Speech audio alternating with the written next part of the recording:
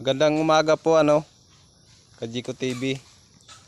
Nandito po tayo ngayon na nagbubunot.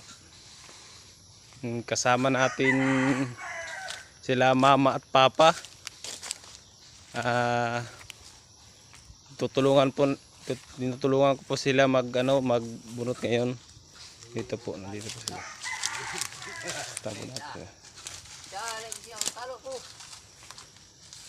Dito po sila ngayon nagbabaklaw.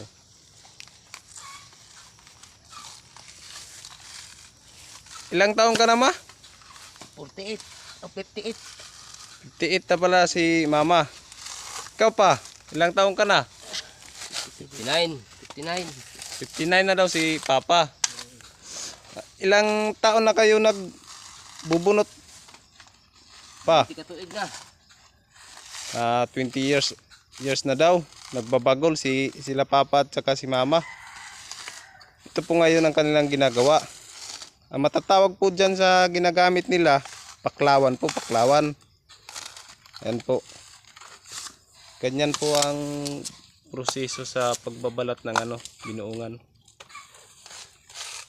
Ayan po.